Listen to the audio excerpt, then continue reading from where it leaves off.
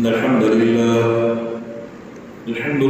نحمده ونستعينه ونستغفره ونعوذ بالله من شرور أنفسنا ومن سيئات أعمالنا من يهده الله فلا مضل له ومن يضلل فلا هادي له وأشهد أن لا إله إلا الله وحده لا شريك له وأشهد أن محمدا عبده ورسوله أما بعد فإن خير الحديث كتاب الله وخير الهدي هدي محمد صلى الله تعالى عليه وآله وسلم وشر الأمور محدثاتها وكل محدثة بدعة وكل بدعة ضلالة وكل ضلالة في النار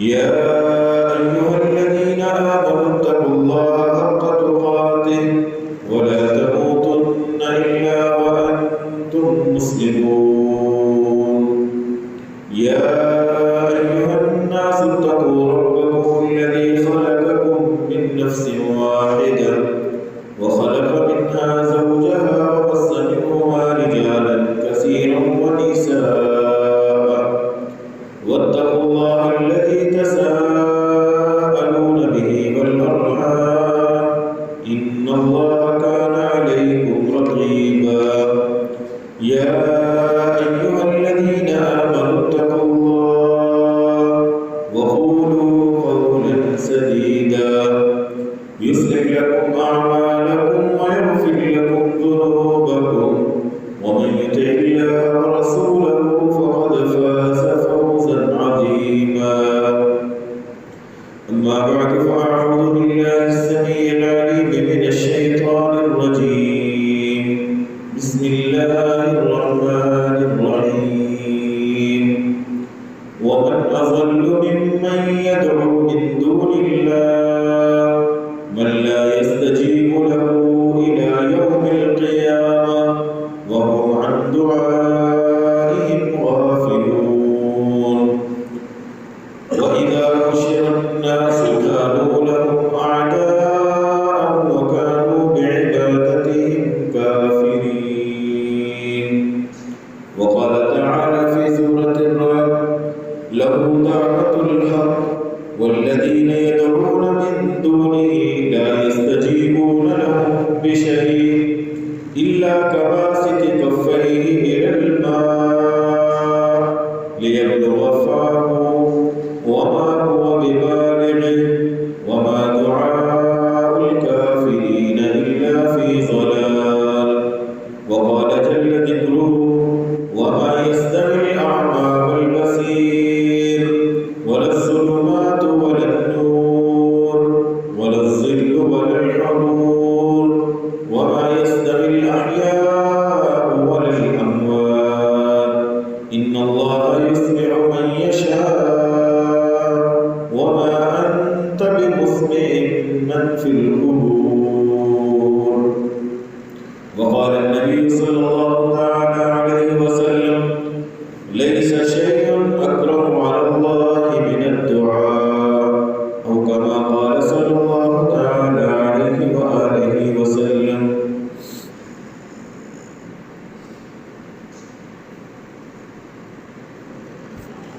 اللہ رب العزت کی عبادات میں سے ایک انتہائی اہم ترین عبادت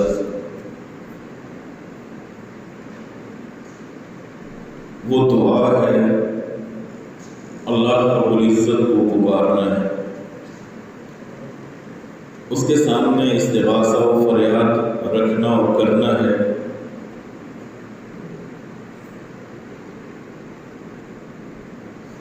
اس دنیا کے اندر ہر انسان دو حالتوں میں سے کسی حالت سے خالی نہیں، یا تو انسان کے اوپر اللہ رب العزت کی بے تحاشا نعمتیں برس رہی اور اس کے اوپر کوئی پریشانی کوئی مشکل نہیں،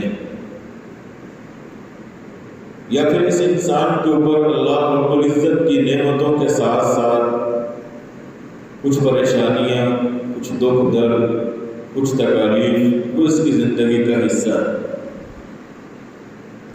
مالک کائنات نعمتیں دے کے بھی آزماتا ہے، نعمتیں چھین کے بھی آزماتا ہے۔ وہ انسان کو نعمتیں دے کے دیکھتا ہے کہ یہ میری نعمتیں مل جانے کے بعد کس قدر میرا شکر گزار بندہ بنتا ہے، میری نعمتوں کے اوپر کس قدر میرا شکر ادا کرنے والا ہے۔ اور پھر مالک انسان کو کسی پریشانی میں مبتلا کر کے، کسی دکھ رنج غم میں مبتلا کر کے پھر پرکھتا ہے اس انسان کو کہ یہ انسان اب میری طرف ہی مائل ہوتا ہے، میرے دربار میں ہی حاضر ہوتا ہے، میرے سامنے ہی اپنے عجز و انکساری کا اظہار کرتا ہے، مجھ سے ہی دعا کرتا ہے۔ یہ انسان اب کوئی اور دروازہ ڈھونڈنے کے پیچھے چل نکلا ہے، کسی اور سے جا کے فریادیں کر رہا ہے، کسی اور کے سامنے ہاتھ پھیلا رہا ہے، کسی اور سے سمجھتا ہے کہ وہ میری ان مشکلات کو حل کرنے والا ہے۔ مالک انسان کی زندگی میں یہ دکھ، یہ درد، یہ پریشانیاں بھیج کے اس انسان کو امتحان میں مبتلا کرتے ہیں، اسے آزماتے اور پرکھتے اور جانچتے ہیں کہ یہ میری طرف آنے والا ہے یا میرے غیر کی طرف جانے والا ہے۔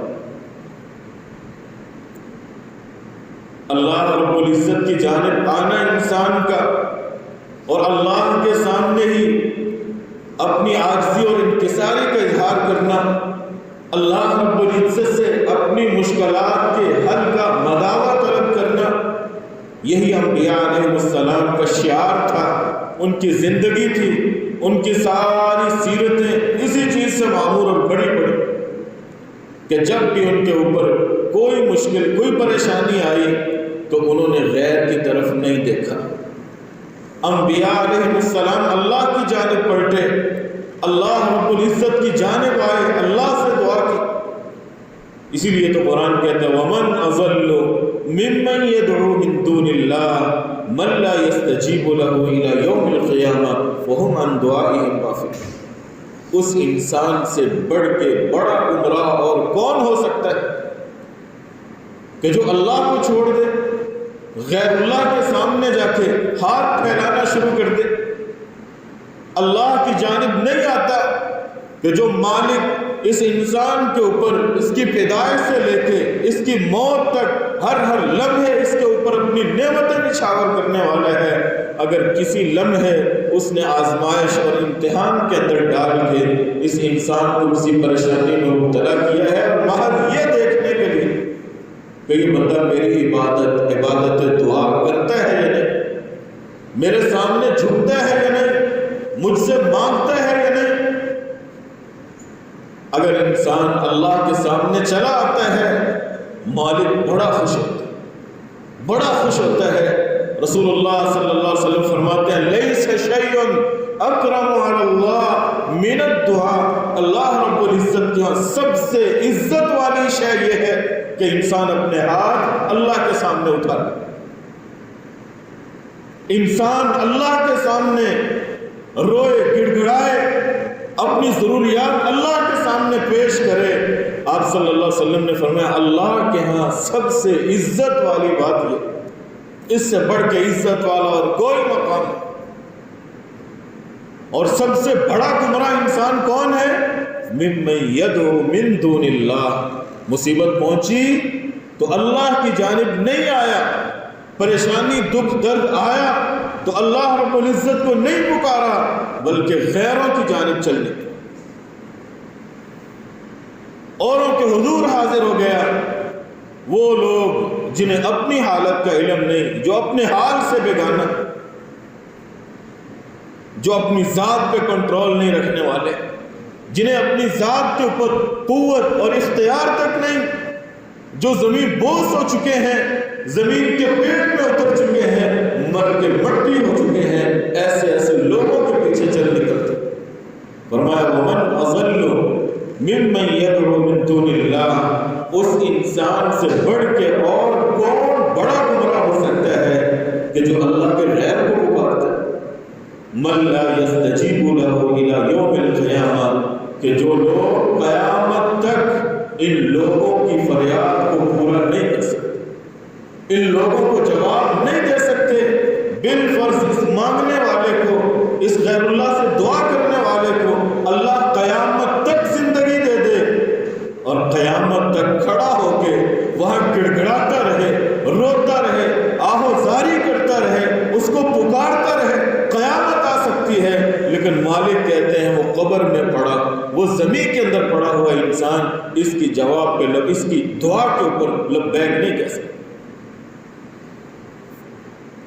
اور فرمایا وَإِذَا حُشِرَ النَّاسُ، اور جب کل قیامت کا دن ہوگا اللہ ساری انسانیت کو اکٹھا کر لے گا، سارے لوگ اللہ کے حضور جمع ہوں گے، كَانُوا لَهُمْ أَعْدَاءً وَكَانُوا بِعِبَادَتِهِمْ كَافِرِينَ۔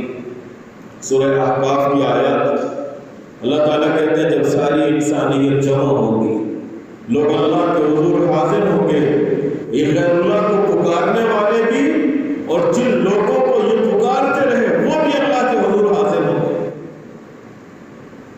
كَانُوا لَهُمْ أَعْدَاءً، اور یہ ایک دوسرے کے دشمن بن چکے ہوں گے۔ یہ جو غیر اللہ کو پکارتے رہے، اللہ کو چھوڑ کے دوسروں کے سامنے گڑ گڑاتے رہے، اپنے ہاتھ پھیلاتے رہے، کل قیامت کے دن قرآن کہتا ہے كَانُوا لَهُمْ أَعْدَاءً، جن سے یہ ساری زندگی مانگتے رہے یہی ان کے دشمن بن جائے۔ وَكَانُوا بِعِبَادَتِهِمْ كَافِرِينَ، اور ان کی اس عبادت کا وہ انکار کرنے والے ہیں۔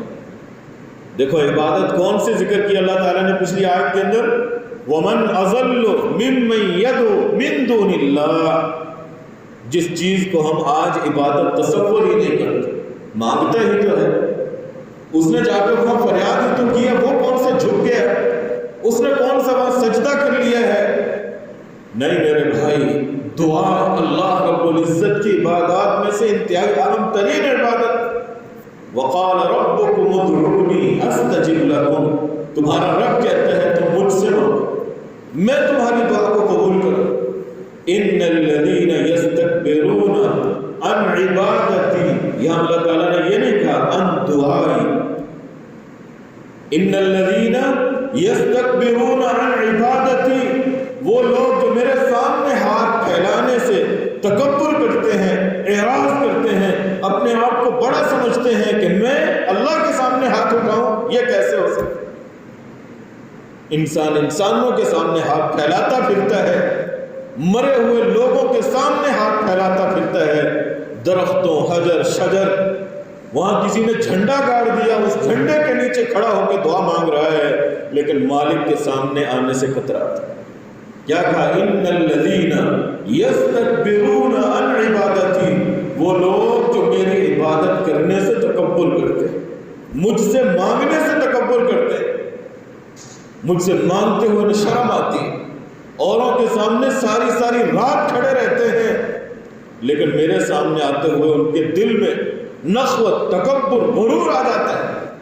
سیدخلون جہنم داخرین، قرآن کا فیصلہ یہ لوگ جو اللہ کو چھوڑ کے غیر اللہ کو پکارنے والے، جو اللہ کے سامنے ہاتھ پھیلانے کی بجائے غیروں کے سامنے ہاتھ اٹھانے والے، میں قریب ہی لوگ جہنم میں داخل ہوتے۔ اور یہی عبادت اللہ کے لیے ہو تو کتنی بڑی عبادت ہے۔ لیس شیء اکرم علی اللہ من الدعاء، دعا سے بڑھ کے اللہ کے ہاں عزت والی اور کوئی عبادت نہیں۔ اب جتنی بھی عبادات ہمارے دین کے اندر، شریعت کے اندر موجود ہیں، ان سب کو گہری نظر سے دیکھیں، کوئی ایک عبادت ایسی نہیں ہے جو دعا سے خالی ہے۔ ہر عبادت کے اندر دعا موجود ہے۔ الدعاء هو العبادہ، نبی پاک صلی اللہ علیہ وسلم نے فرمایا دعا ہی تو عبادت ہے، دعا ہی عبادت ہے۔ اگر دعا ہی غیروں سے کرنا شروع کر دی تو یاد رکھیے آپ نے عبادت اللہ کو چھوڑ کے غیروں کی کرنا شروع کی۔ چاہے آپ اللہ سے بھی مانگتے رہیں لیکن اللہ کے ساتھ ساتھ غیروں سے بھی مانگتے رہیں تو اللہ رب العزت انا اغنى الشرکاء عن الشرک، اللہ ایسے اپنے حصے کو قبول نہیں کرتا۔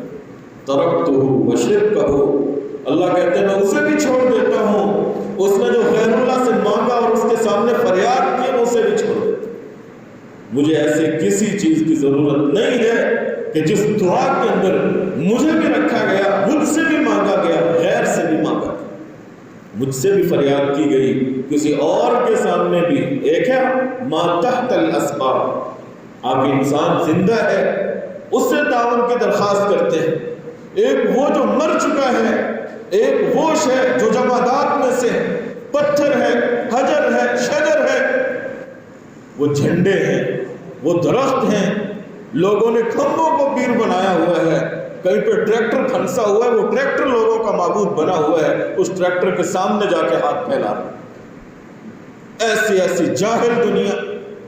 تو اللہ کو چھوڑ کے غیر اللہ کے سامنے جانے والے، انہی سے فریاد کرنے والے، اللہ تعالیٰ کہتے ہیں قیامت آ سکتی ہے لیکن اللہ کے سوا جنہیں یہ لوگ پکار رہے ہیں وہ ان کی دعا کو قبول نہیں کر سکتے۔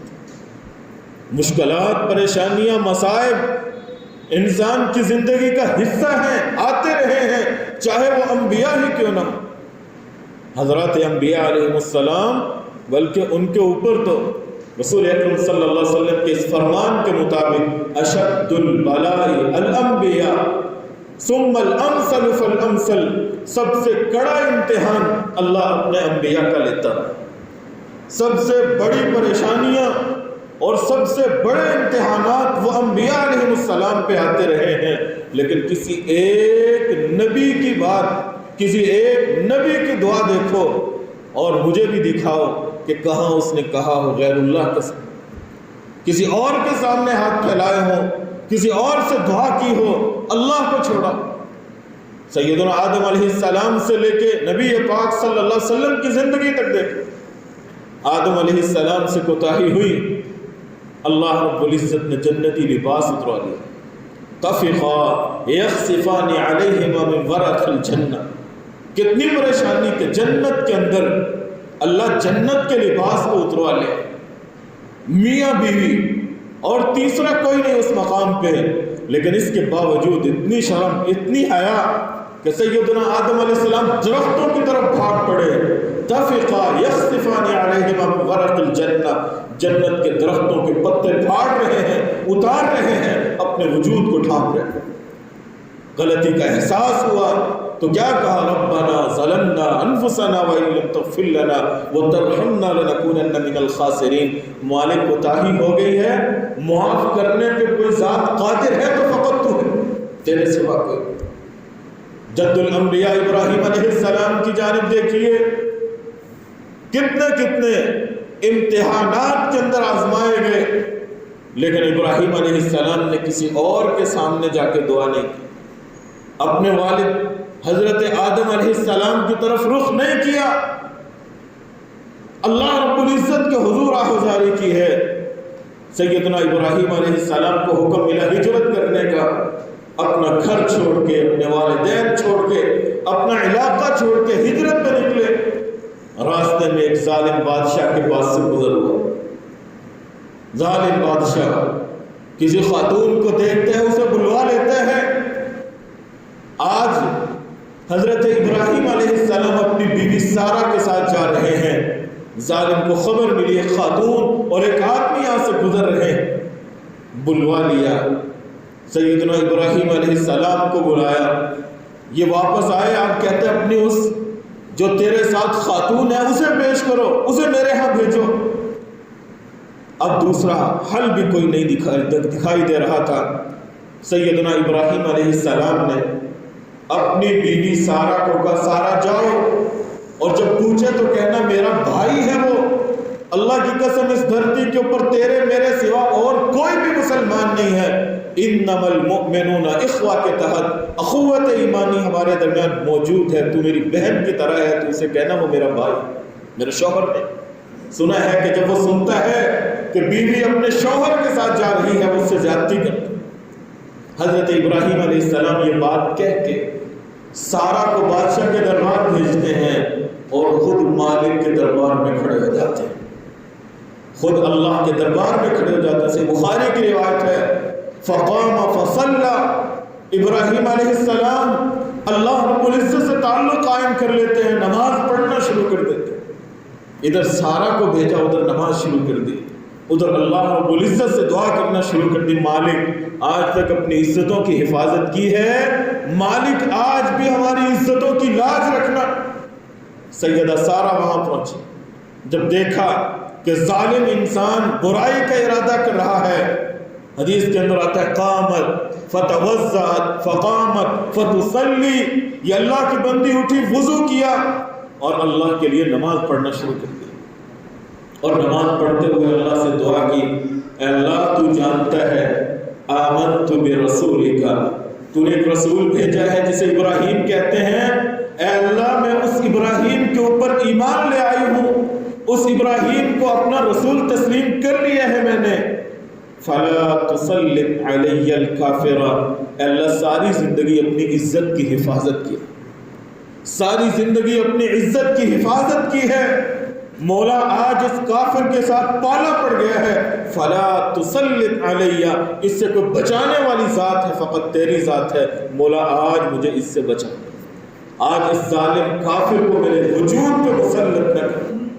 صحیح بخاری کی روایت ہے، ادھر سیدہ سارہ رضی اللہ تعالی عنہ کے منہ سے یہ کلمات نکلتے ہیں، مالک اس ظالم کے ہاتھوں کو شل کر دیتے ہیں، اس کا وجود بے حس ہونا شروع ہو جاتا ہے، ہاتھ حرکت کرنا شروع کر دیتے ہیں، وہ بول کے کہتا ہے اللہ کی بندی ادع اللہ، اللہ سے دعا کرو اللہ تعالیٰ میری اس کیفیت کو دور کر دے، لا اضرک، میں تجھے کوئی نقصان نہیں پہنچاؤں۔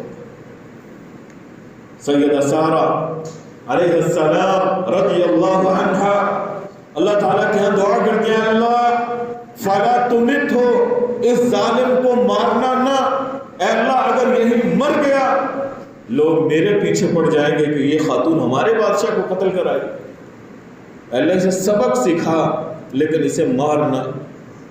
اللہ تعالیٰ سے دعا کی، اللہ تعالیٰ نے اس کی کیفیت کو دور کر دیا، لیکن یہ ظالم انسان پھر برائی کا ارادہ کرتا ہے، اللہ پھر اس کے وجود کو شک کر دیتے ہیں، یہ تیسری دفعہ پھر برائی کا ارادہ کرتا ہے، اللہ رب العزت پھر اس آدمی کو مفلوج کر دیتے ہیں، پھر یہ کہتا ہے ادع اللہ، اے خاتون اللہ سے دعا کرو اللہ میری اس کیفیت کو دور کر دے، فلا اضرک، میں تجھے کوئی نقصان نہیں پہنچاؤں۔ سیدہ سارہ سیدنا ابراہیم علیہ السلام کس کے سامنے دعا کی، کس سے مانگا؟ صرف اللہ رب العزت کی ذات سے، اور اللہ رب العزت نے دونوں کی لاج رکھی۔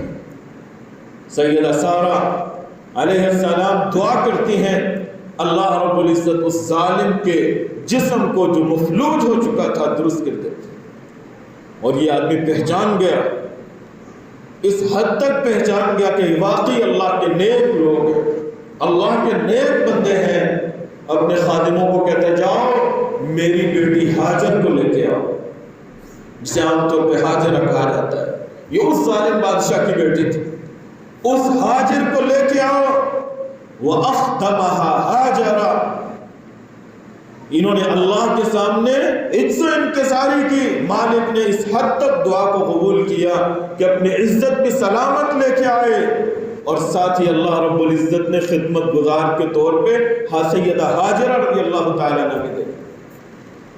سیدہ سارہ اس خاتون کو لے کے، اما ہاجرہ کو لے کے آ رہی ہیں، حدیث کے اندر آتا ہے سیدنا ابراہیم علیہ السلام ابھی بھی نماز پڑھ رہے تھے، ادھر یہ حالت ہوئی، وہ اپنی عزت اور عصمت اور اپنی پارسائی کے ساتھ واپس آ رہی ہیں، ابراہیم علیہ السلام ابھی تک نماز میں مصروف ہیں، جب دیکھا محسوس ہوا کہ حضرت سارہ علیہ السلام واپس آ رہی ہیں، حدیث کے اندر آتا ہے جلدی جلدی نماز پڑھ کے انصرفا، سلام پھیرا اور پھر پوچھنے لگے ماہیام، سارہ بتاؤ کیا حال ہوا، کیسے پڑھتے ہو؟ سیدہ سارہ جواب دیتی ہیں بخیر بخیر، اللہ رب العزت نے بھلائی کے ساتھ واپس کیا ہے، اللہ نے ظالم کو نامراد کر دیا ہے اور اللہ نے اسے توفیق دی، اس نے یہ ہماری خادمہ بھی دے دی۔ مالک سے تعلق قائم کرو، پریشانی آ جائے اللہ کے سامنے جاؤ۔ انبیاء علیہ السلام کی یہی سیرت، حضرت لوط علیہ السلام کو دیکھ لو، حضرت موسیٰ علیہ السلام کو دیکھ لو، پیچھے فرعون کا لشکر ہے اور آگے دریا کی لہریں۔ قوم جلد باز بھی تو ہوتا ہے انسان، قوم کہنا شروع ہو گئی موسیٰ مروانا تھا تو وہی مروا دیتے۔ آج یہاں آ کے آگے دریا، پیچھے فرعون کا لشکر، لیکن اس موقع کے اوپر بھی موسیٰ علیہ السلام پریشان نہیں ہوئے، کہا انما ہی ربی سیہدین۔ لوگوں تمہیں آگے راستہ دکھائی نہیں دیتا کہ آگے راستہ بند ہے، آگے سمندر ہے، کیسے پار جائیں گے، لیکن میرا رب میرے ساتھ ہے، وہ مجھے ضرور راستہ دکھائے۔ وہ مالک ہر مشکل میں پہنچنے والا ہے، اسے بلا کے تو دیکھو، اس سے دعا کر کے تو دیکھو۔ سیدنا یوسف علیہ السلام کی سیرت دیکھ، نبی پاک صلی اللہ علیہ وسلم کی سیرت دیکھ لو، کتنی پریشانیاں آئیں۔ کیا کسی ایک موقع کے اوپر آپ صلی اللہ علیہ وسلم نے اللہ کو چھوڑ کے جد الانبیاء ابراہیم علیہ السلام کو آواز دی ہو؟ آپ صلی اللہ علیہ وسلم نے یوسف یعقوب علیہ السلام، ابو البشر سیدنا آدم علیہ السلام سے دعا کی ہو، ان کا کہیں وسیلہ پیش کیا ہو، کہیں کسی مقام پہ؟ کوئی ایسی بات نہیں۔ جب بھی آپ پہ پریشانی آئی، ڈائریکٹ اللہ رب العزت سے دعا، فقط اللہ سے مانگا۔ کیوں؟ کہ یہ عبادت ہے، اور عبادت ایاک نعبد و ایاک نستعین۔ نماز کی ہر رکعت کے اندر میں اور آپ اللہ سے عہد کرتے ہیں، اللہ ہم صرف تیری ہی عبادت کرنے والے۔ کتنی دفعہ دن کے اندر اللہ سے یہ عہد کرتے ہیں، مالک تیری ہی عبادت کرنے والے ہیں، اور پھر جب باہر نکلتے ہیں تو ہم میں سے کتنے ہیں جو عبادت دعا اللہ کے لیے چھوڑ کے غیروں کے لیے کرنا شروع کر دیتے ہیں؟ کتنے لوگ ہیں جن کا توکل اور اعتماد اللہ کی ذات سے ہٹ کے انسانوں کی ذاتوں پہ قائم ہو جاتا ہے، قبروں والوں کی ذاتوں پہ قائم ہو جاتا ہے، کسی گدی اور کسی کے آستانے کے ساتھ وابستہ ہو جاتا ہے۔ کہیں کوئی درخت ہے تو اس درخت کو متبرک سمجھ کے اسی کے ساتھ عقیدت کا اظہار ہو رہا ہے، اور اسی درخت سے لوگ اپنی مشکلات کا حل طلب کر رہے ہوتے ہیں۔ ایاک نعبد و ایاک نستعین بھی پڑھ رہے ہیں، اور مالک کو چھوڑ کے غیروں سے فریاد بھی کر رہے ہیں۔ اللہ سے مانگنا چھوڑ کے غیروں سے مانگ بھی رہے ہیں۔ یہ کیسی مسلمانی، کیسا اللہ رب العزت کا ہم شکر ادا کر رہے ہیں۔ ایاک نعبد و ایاک نستعین۔ مالک جس طرح میری نماز تیرے لیے ہے، میری زکوٰۃ تیرے لیے ہے، میرا حج تیرے لیے ہے، میرا عمرہ تیرے لیے ہے، مالک میری ہر دعا تیرے لیے، میری ہر فریاد تیرے لیے ہے۔ مالک میرا یقین ہے، میرا یقین ہے اور میرا ایمان ہے کہ میری بگڑی بنانے والا تیرے سوا کوئی نہیں، میری مشکلات کو حل کرنے والا مالک تیرے سوا کوئی نہیں۔ لوگ بنائے ہوئے ہیں کہ وہ بھی مشکل کشا ہے، وہ بھی بگڑی بنانے والا ہے، لیکن مالک میرا یقین ہے تیرے سوا کوئی نہیں۔ تو ہی مشکلات لانے والا ہے، تو ہی مشکلات کو دور کرنے والا، اور کوئی ذات ایسی نہیں کہ جو مشکلات کو حل کرے، پریشانیوں کو دور کرے۔ اصحاب کہف کی جانب دیکھ، اللہ رب العزت کے یہ چند نوجوان بندے اپنے گھر بار، اپنے علاقے وطن کو چھوڑ کے اللہ کی توحید کی خاطر اپنے گھروں سے باہر نکلے۔ پیچھے قوم کو خبر ملی، قوم پیچھے پیچھے، یہ آگے غار ہے، اس غار کے اندر جا کے پناہ لے لیتے ہیں۔ اب اس غار کے آگے کوئی راستہ نہیں ہے کہ جہاں سے نکل کے دشمن سے بچ جائے، لیکن اللہ رب العزت اس غار کے اندر جب یہ پہنچ کے دعا کرتے ہیں، ربنا آتنا من لدنک رحمتا وہیئ لنا من امرنا رشدا۔ اے اللہ آگے کوئی راستہ سجھائی نہیں دیتا، اے اللہ رہنمائی کرنے والی ذات تو ہے، ہماری رہنمائی کر۔ اے اللہ رحمتیں بھیجنے والی، نازل کرنے والی ذات تو ہے، اے اللہ اپنی رحمتیں نازل فرما۔ ربنا آتنا من لدنک رحمہ وہیئ لنا من امرنا رشدا۔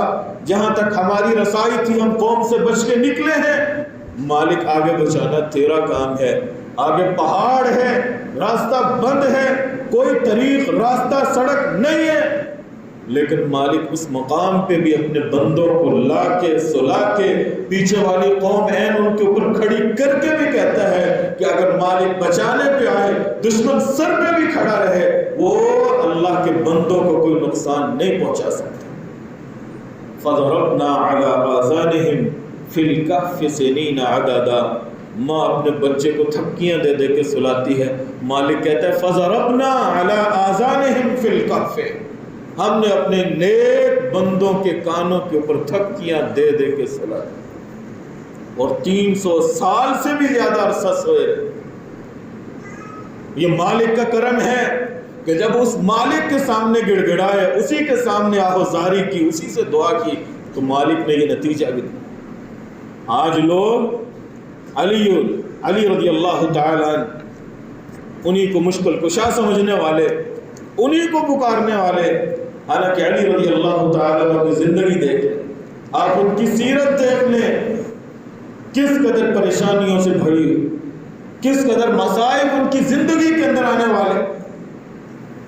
میرے بھائیوں, مشکل کشا وہ ہوتا ہے جس کی زندگی میں کوئی مشکل نہ آئے. مشکل کشا وہ ہوتا ہے جس کی زندگی میں کبھی مشکل نہ آئے. کیا کبھی سنا ہے کہ مالک نے, اللہ رب العزت نے اس زمین کو پیدا کرنا چاہا تھا تو اللہ رب العزت زمین کو بنا نہیں سکا, مشکل آڑے آ گیا. اللہ نے فلاں کام کرنا چاہا تھا, فلاں آڑے آ گیا. نہیں, مالک جو چاہتا ہے سو کر دیتا ہے. مالک جو چاہتا ہے وہ کر دکھلاتا ہے, کوئی اس کے سامنے رکاوٹ نہیں بن سکتا. لیکن علی رضی اللہ تعالیٰ عنہ تو یہی بات کہا کرتے تھے, عرفت ربی بفسخ العزائم, عرفت ربی بفسخ العزائم. علی ایک بات کا ارادہ کرتا ہے کہ میں یہ کام کروں گا, میں ایسے کروں گا, لیکن میں اس طرح کر نہیں پاتا. علی کا ذہن یہ کہتا ہے, علی کا عزم یہ ہے, علی کا ارادہ یہ ہے کہ ایسے کروں گا, لیکن مالک کہتا ہے نہیں علی ایسے نہیں ہو سکتا. حضرت علی کہتے ہیں میں نے تو اپنے رب کو پہچانا ہی یہاں سے ہے. عرفت ربی بفسخ العزائم, میرا رب وہ ہے جو علی ارادہ کرتا ہے, لیکن مالک کہتا ہے علی تیری اس بات کے اندر خیر نہیں, خیر اس بات کے اندر ہے جو تو نے سوچا ہے وہ نہیں, یہ کام بہتر ہے. مالک اپنا فیصلہ نافذ کر دیتا ہے. علی رضی اللہ تعالیٰ عنہ قرض سے لدے ہوئے ہیں, امام کائنات کے پاس آئے کہ عرض کیا اللہ کے رسول بڑا قرض ہے, بڑا قرض ہے, کو حل بتائیے. رسول اکرم صلی اللہ علیہ وسلم فرمانے لگے. حضرت علی رضی اللہ تعالیٰ عنہ بعد میں بیان کرتے ہیں جب ان کے پاس ایک آنے والے نے آ کے عرض کی کہ اے امیر المؤمنین, میں اپنے مالک سے مکاتبت کر بیٹھا ہوں, میں غلام تھا, میں نے اپنے مالک کو کہا میرے ساتھ لکھ پڑھ کر لو, میری قیمت لگا لو, جتنی قیمت کہو گے میں ادا کر دوں گا. میں نے طے تو کر لیا, لیکن اے علی اب میں وہ قیمت دے نہیں پاتا, اتنی سخت نہیں ہے, اتنا کما نہیں سکتا, اپنی قیمت دے نہیں سکا میں, میرے ساتھ کچھ تعاون کیجئے. علی رضی اللہ تعالیٰ عنہ کہتے ہیں کہ میں تجھے وہ کلمات نہ سکھاؤں جو مجھے امام کائنات نے سکھائے تھے. جب میں نے اسی طرح کی بات جا کے کہی تھی اللہ کے رسول مجھ پہ قرض ہے, کو حل بتائیے, قرض کیسے دور کروں. جس کے اوپر قرض آ جائے وہ انسان مشکل کشا نہیں ہوتا. جو اپنے قرض کی ادائیگی کے لیے رسول اللہ صلی اللہ علیہ وسلم کے پاس جائے وہ مشکل کشا نہیں ہوتا, بلکہ وہ تو مشکل کشا کے سامنے اپنی آرزو اور اپنی امیدیں رکھنے والا ہوتا ہے.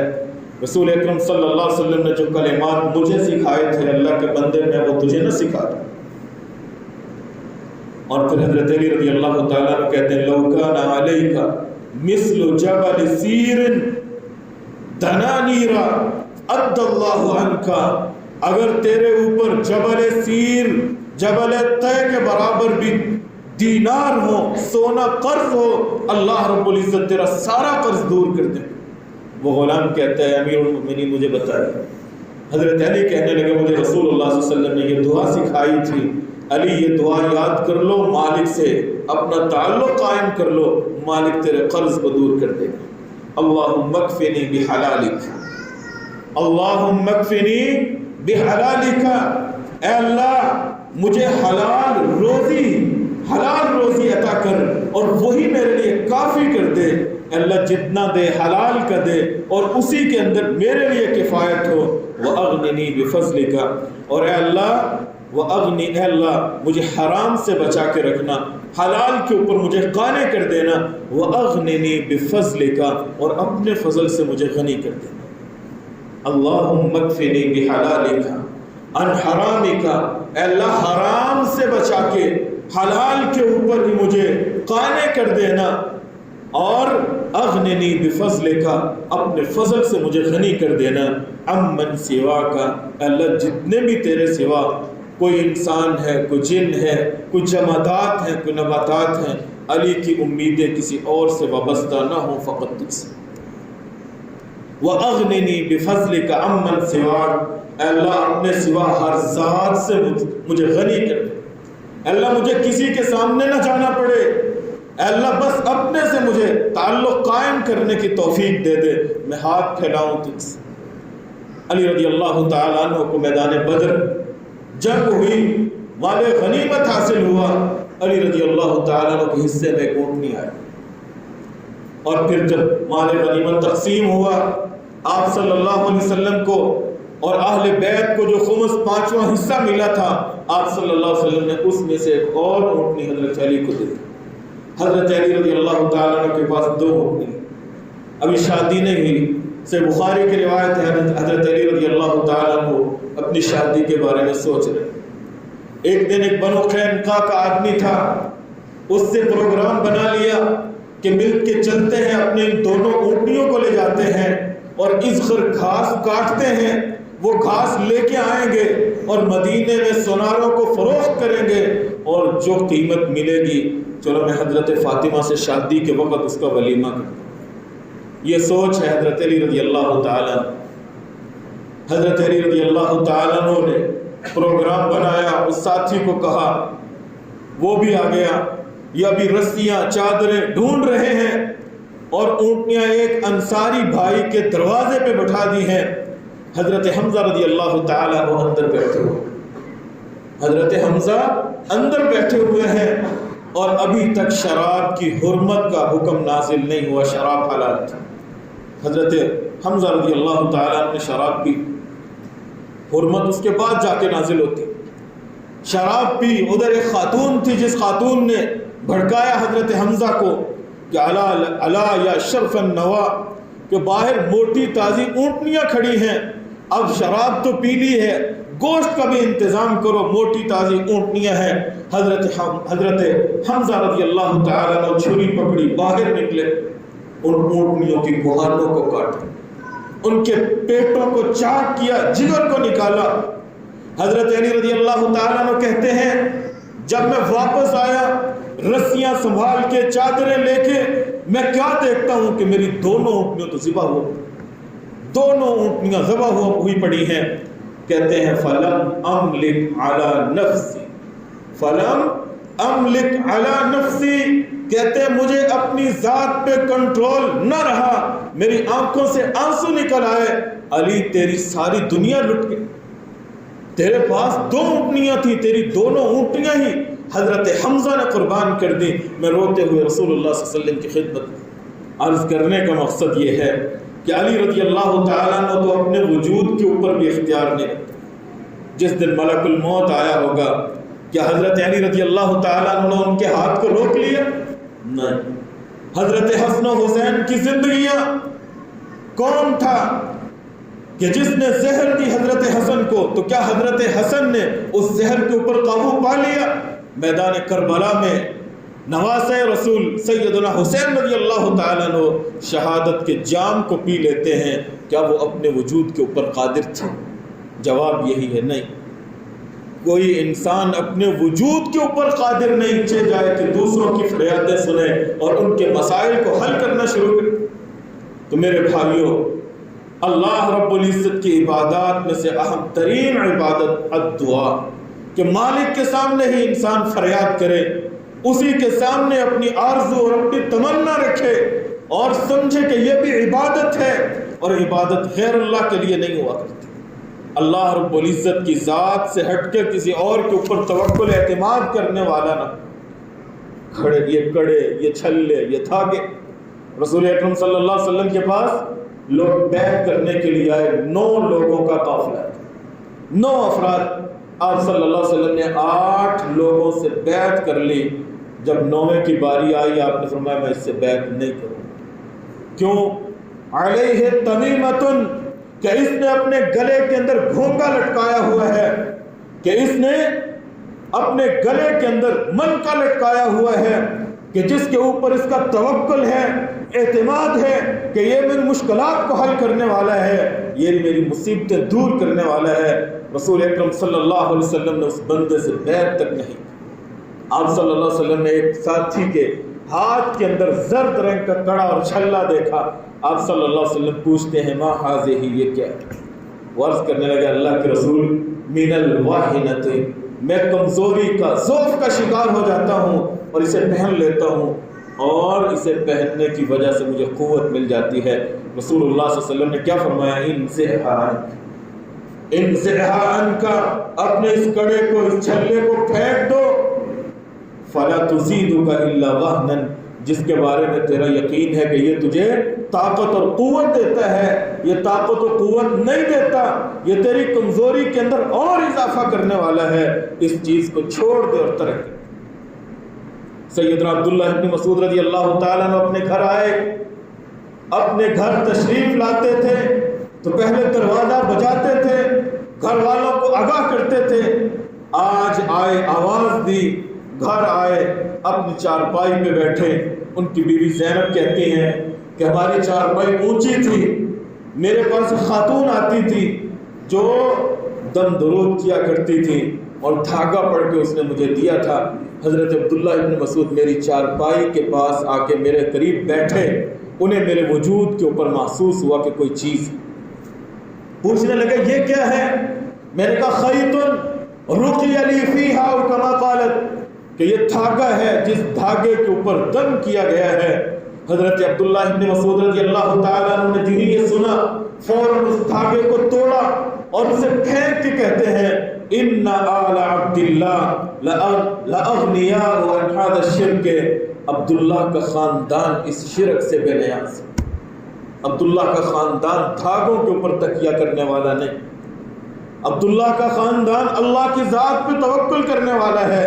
تمہیں یہ حل کس نے بتا دیا ہے کہ یہ دھاگے بھی مشکل کشا ہیں، یہ کڑے چھلے یہ بھی لوگوں سے آسیب کو دور کرتے ہیں، پریشانیوں کو دور کرتے ہیں؟ نہیں، یہ اللہ رب العزت کے ساتھ شرک کرنے کے مترادف۔ آپ نے اس بندے سے بیعت نہیں کی کہ جس بندے نے گھونگا اور منکا ڈال رکھا تھا اور اس کے اوپر اس کا یقین تھا کہ یہ شفا دینے والا، اور آپ صلی اللہ علیہ وسلم نے اس کڑے کو اتروا کے پھینک دیا جس کے بارے میں اس آدمی کا یقین تھا کہ یہ میرے اندر کمزوری کو نہیں آنے دیتا۔ آج ہم بھی دیکھ لیں، ہمارا دوسرا چوتھا ساتھی کسی نہ کسی کڑے چھلے کے اندر مبتلا ہے، کوئی نہ کوئی دھاگا لال پیلا کالا باندھے ہوئے ہے کہ یہ میری یہاں درد تھا اس درد کو دور کرنے والا ہے۔ نہیں میرے بھائیوں، کوئی دھاگا نافع نہیں ہو سکتا، کسی مشکل کو حل نہیں کر سکتا۔ یہ مشکلات پریشانیاں زندگی کا حصہ ہیں، لیکن اس کا حل بھی اللہ رب العزت نے، اس کے رسول نے ہمیں بتایا ہے، وہ دعا ہے۔ آئیے دعا کیجئے، اللہ سے تعلق قائم کیجئے، اللہ رب العزت سے مانگیے۔ ظاہر سی بات ہے جو مالک اس پریشانی کو لانے والا ہے وہی اسے ٹالنے والا ہے۔ نہ کوئی پریشانی لا سکتا ہے نہ کوئی ٹال سکتا ہے، پریشانیاں آتی بھی اللہ کی جانب سے ہیں اور ان کو رفع کرنے والا اور اٹھانے والا بھی اللہ رب العزت سے، اللہ رب العزت ہے۔ اللہ سے دعا ہے کہ اللہ ہمیں اپنے عقیدے کو، اپنے ایمان کو درست کرنے کی توفیق دے، ہر لحظے ہر لمحے اپنے آپ سے مانگنے کی توفیق دے۔ وآخر دعوانا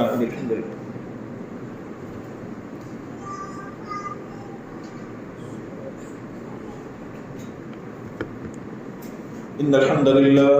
إن الحمد لله نحمده ونستعينه ونستغفره ونعوذ بالله من شرور أنفسنا ومن سيئات أعمالنا من يهده الله فلا مضل له ومن يضلل فلا هادي له وأشهد أن لا إله إلا الله وحده لا شريك له وأشهد أن محمدا عبده ورسوله أما بعد فإن خير الحديث كتاب الله وخير الهدي هدي محمد صلى الله تعالى عليه وسلم وشر الأمور محدثاتها وكل محدثة بدعة وكل بدعة ضلالة وكل ضلالة في النار. اللهم انصر الإسلام والمسلمين، اللهم أعز الإسلام والمسلمين، اللهم اشف مرضانا ومرضى المسلمين، اللهم اقض حاجاتنا وحاجات المسلمين. رب ارحمهما كما ربياني صغيرا، رب اجعلني مقيم الصلاة ومن ذريتي ربنا وتقبل دعاء. ربنا اغفر لي ولوالدي وللمؤمنين يوم يقوم الحساب. اللهم اغفر لنا وللمؤمنين والمؤمنات والمسلمين والمسلمات الأحياء منهم والأموات. ربنا اغفر لنا ولإخواننا الذين سبقونا بالإيمان ولا تجعل في قلوبنا غلا للذين آمنوا ربنا إنك رؤوف رحيم. اللهم اغفر لجميع موتى المسلمين، اللهم اغفر لجميع موتى المسلمين. اللهم أحينا على الإيمان وأمتنا على الإسلام. سبحان ربك رب العزة عما يصفون وسلام على المرسلين والحمد لله رب العالمين.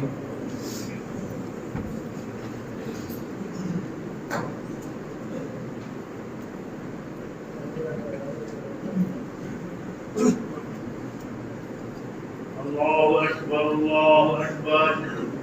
أشهد أن لا إله إلا الله، أشهد أن محمدا